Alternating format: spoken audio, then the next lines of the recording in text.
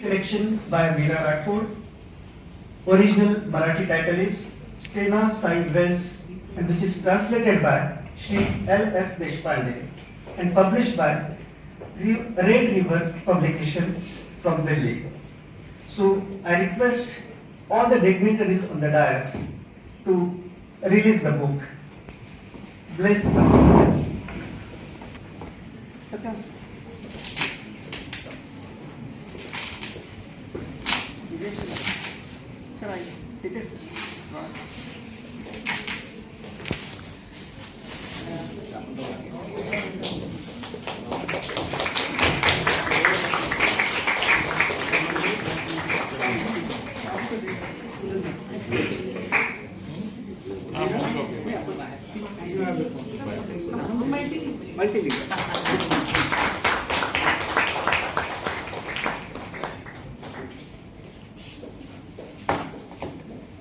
Congratulations, sir. Congratulations. कविता संग्रहामध्ये आपल्याला हे सगळं कळेलच. ते बोलत असताना मला नामदेव ढसाळांच्या एका कवितेची एका विशिष्ट ओळीची आठवण झाली. स्वातंत्र्य कंच्या गाढवीचं नाव आहे. मी वीरा राठोड यांचं पुन्हा एकदा अभिनंदन करतो की त्यांनी या प्रकारचं कविता संग्रहामधनं एका विशिष्ट समुदायाचं दुःख व्यक्त करणारी एक महत्वाची कविता मराठीला दिली आहे. आणि मगाशी म्हणाल्याप्रमाणे कवीचा प्रत्येक शब्द हा व्यवस्थेतला एक कन्स्ट्रक्टिव्ह असा हस्तक्षेप असतो, एक इंटरव्हेन्शन असतं. Now I request to have a word with us. Shri वीरा.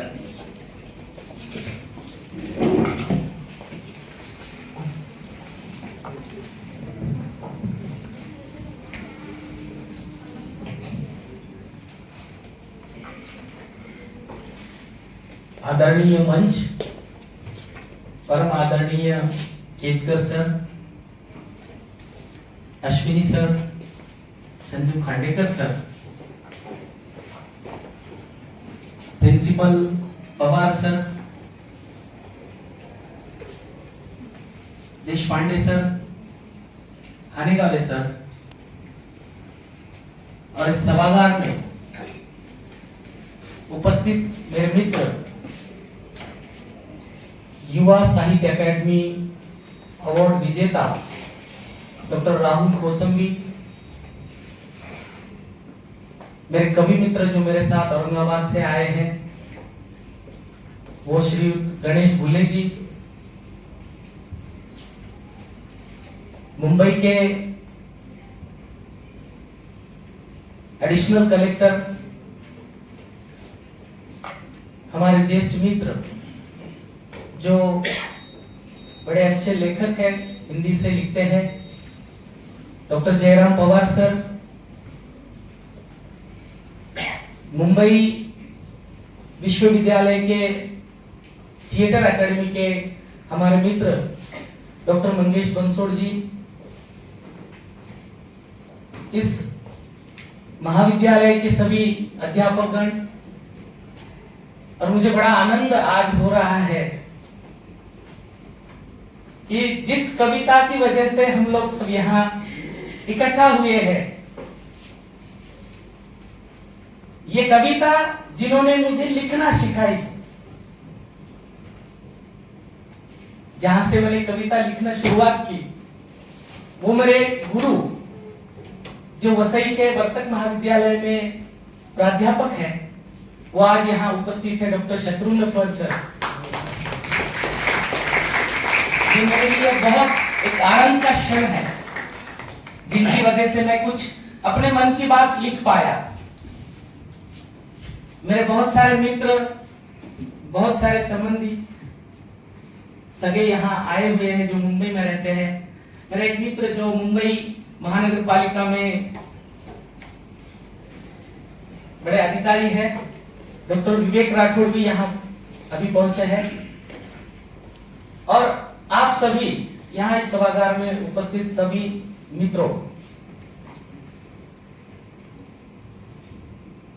जैसे कि अभी सर ने बताया, मैं बहुत ज्यादा कुछ बात नहीं करूंगा। किताब जो है उस पे बात, ये सब ज्येष्ठ साहित्य में जिनका बहुत एक ऊंचा नाम है, ये कविता क्या है, ये कितनी अच्छी है, वो सब बातें वो करेंगे। मैं सबसे पहले सोमैया कॉलेज और मंथन एसोसिएशन के सभी जो सदस्य हैं, इनका सबसे पहले मैं आभार व्यक्त करना चाहता हूं। इतना सुंदर जो आज यहाँ पर ये कार्यक्रम का आयोजन हुआ है, जो संपन्न हो रहा है, सर मुझे पता नहीं था कि इतना अच्छा प्रोग्राम यहाँ हो पाएगा। मैं बहुत चिंता में था।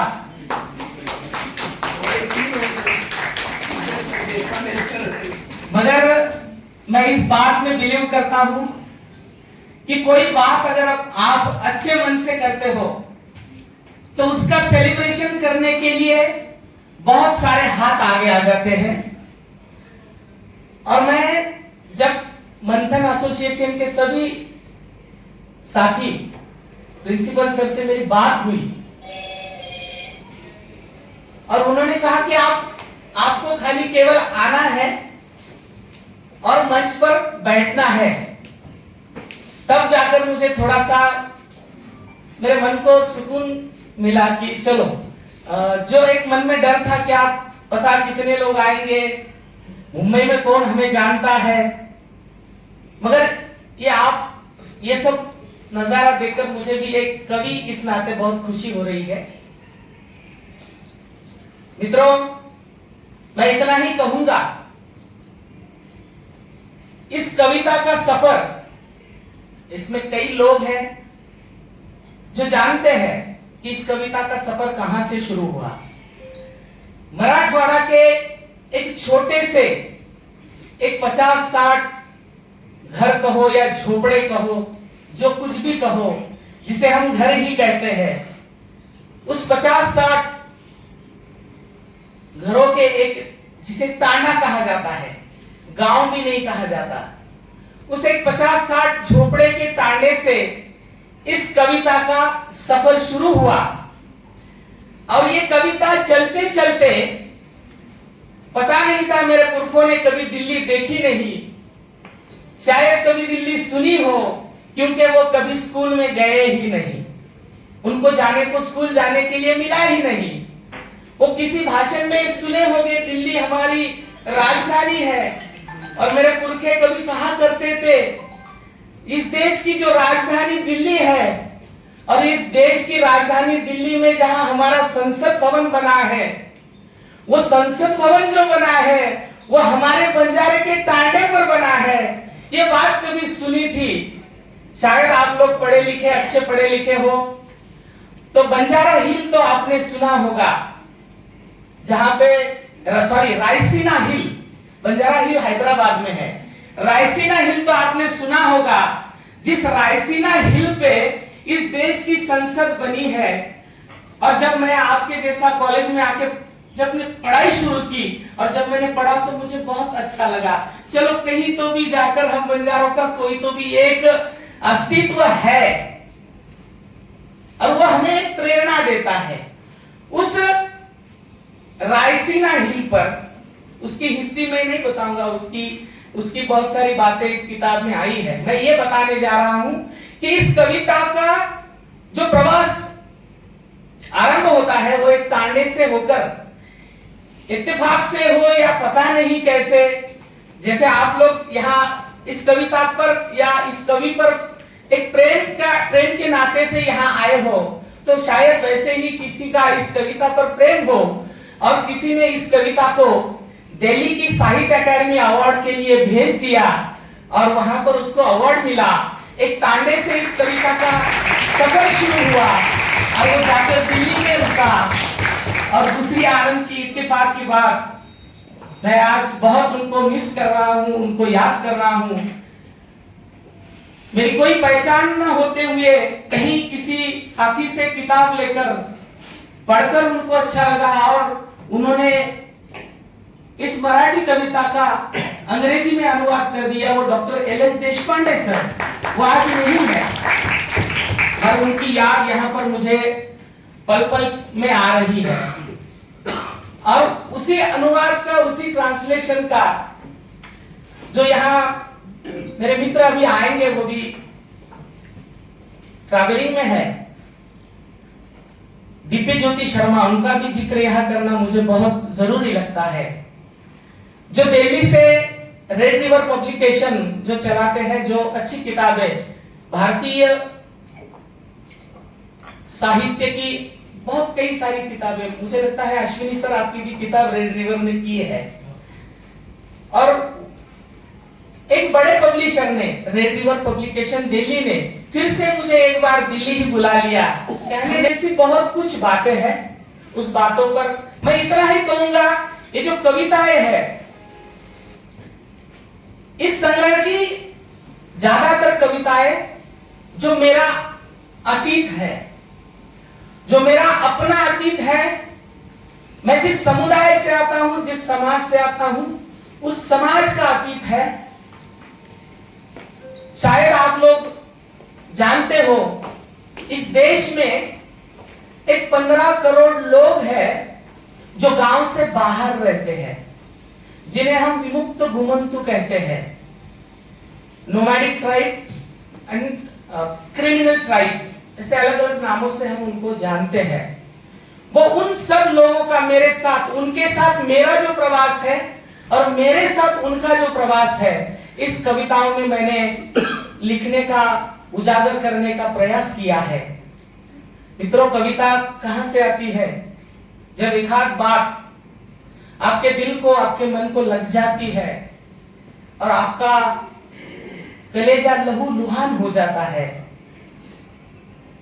और उस लहू लुहान कलेजे में जो संवेदना उमड़ती है, वो दुख की बात। अभी हम आ रहे थे, सर ने बहुत अच्छा बताया, सर अश्विनी सर ने, कि सुख जग को बताना चाहिए और दुख अपने पास रखना चाहिए। मगर सर मैं बताऊंगा, कभी कभी दुख इतना गहरा होता है जो आपको खा जाता है। तो मेरी दादी कहती थी सर कि मन में दुख मत रखा करो, अगर मन में दुख रखा करोगे तो उसका नासुर बन जाता है और आपको अंदर ही अंदर खा जाता है। तो ये दुख को है ना, कभी किसी के सामने बयां करो, उसको कहीं किसी को सुना दो, ना सुने तो भी सुना दो, मगर मेरे सामने मैं किसी को अपना दुख सुनाऊं, मेरे समुदाय का दुख सुनाऊं, मेरे सामने सुनने वाला कोई नहीं था। और जब मेरे फर्ड सर यहाँ है, ऐसे गुरु मुझे मिले, उन्होंने मुझे अच्छी किताबें पढ़ना सिखाया, वैसे ही उन्होंने लिखना सिखाया। और फिर मैं, मेरा दुख, जो मेरा बहुत गहरा दुख था, मेरे समुदाय का था, जिनको रहने को गांव नहीं, जिनको अब तक बहुत सारे लोग हैं जिनको अभी दाखिला नहीं मिला है इस देश का नागरिक होने का। आप तो 30 से आते हैं, सोशल साइंस के हो सर आप, सर तो बहुत बड़े, अभी उनको क्या बताएं, उनको सब पता है। ये लोग अपना दुख किसको सुनाएंगे? मोदी जी का तो हम बहुत सुन रहे हैं मन की बात, मगर हमारे मन की बात भी तो कोई सुननी चाहिए। मैं इसलिए कह रहा हूं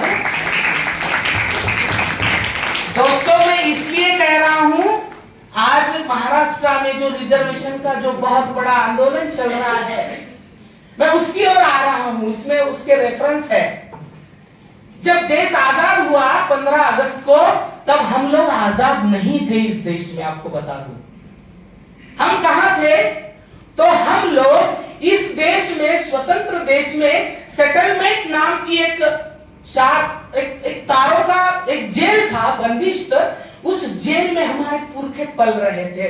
उनको मालूम नहीं था ये देश कौन सा है जो इस देश की आजादी के लिए अंग्रेजों के साथ लड़े, और 1871 में क्रिमिनल ट्राइब एक्ट के तहत वो जेल में डाल दिए गए। इनकी 10 पीढ़ियां उसी जेल के अंदर पैदा हुई और वही मर गई।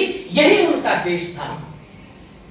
ये दुख जो है, ये दुख आप समझ नहीं पाओगे शायद। मुझे ये मेरे पुरखों ने झेला है, मैंने पढ़ा है, महसूस किया है।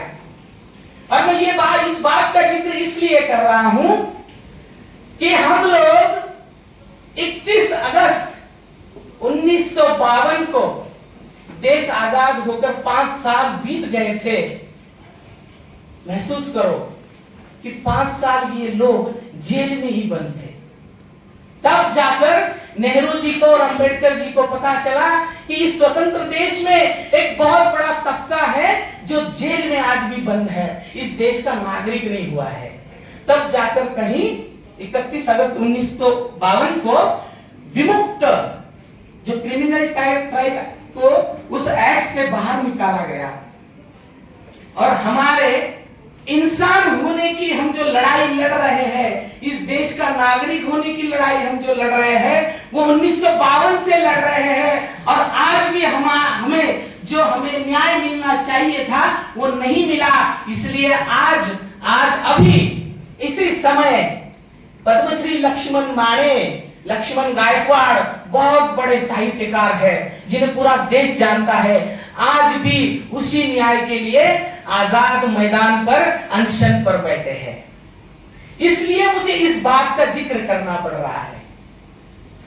ये कविता कोई रोमांटिक कविता नहीं है, ये किसी को हंसाने के लिए, किसी को बहलाने के लिए, किसी को खुश करने के लिए कविता नहीं लिखी गई है। ये अपने सीने में जो जलन है, ये सीने की जलन कोई सुनने वाला नहीं था। आज तक इस देश का कोई व्यवस्था, इस देश का कोई समाज जो न्याय दे सकता है, आज तक हमारा रोना किसी ने सुना नहीं है सर। फिर भी हम रोते हैं और रोते रोते ये जो अक्षर मिले बाबा साहब साहू जी और फुले जी और उनके साथ साथ जिन्होंने हमारे टांडों तक, हमारे पाड़ों तक, आदिवासी के पाड़ों तक और इन घुमंतुओं के वो पालों तक जो एक शिक्षा का एक उजाला पहुंचाया, उसमें से जो अक्षर का ज्ञान हुआ, उस अक्षरों को ही हमने हमारा दुख, हमारा जो कुछ है वो कहना शुरू कर दिया और ये कहते कहते ये हमारी कहानी इस किताब में आ गई है। बस इतना ही कहना है कि आपने बहुत बड़ा सम्मान किया,